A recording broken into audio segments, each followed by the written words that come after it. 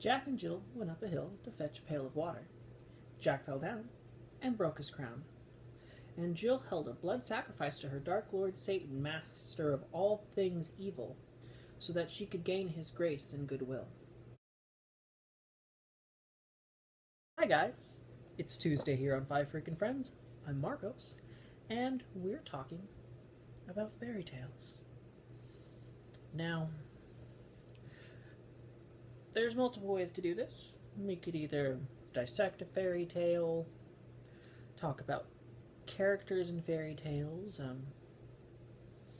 mention that fairies are all psychotic and evil, horrible beings of death and will make promises only to stab you in the back and hold you against your will up until your utter demise.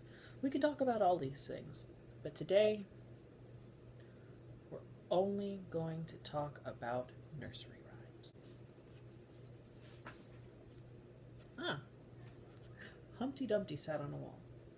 Humpty Dumpty had a great fall. All the king's horses and all the king's men knew that it was an inside job and were afraid to speak up out of fear for the king's wrath. You see, nursery rhymes are those things that we get used to, we're raised with them. They teach lessons or they're just funny little stories. And when we're doing those, listening to those, learning about those, it's basically one of those commonalities that everyone in a group of children will have.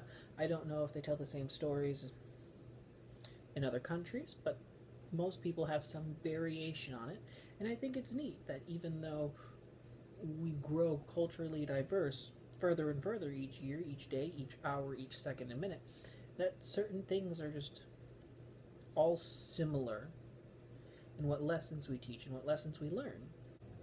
There was an old lady who lived in a shoe.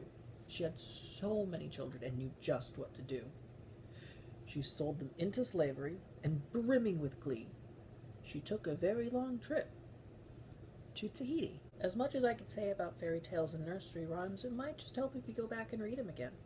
You never know what lessons could be hiding in the pages. See you next Tuesday.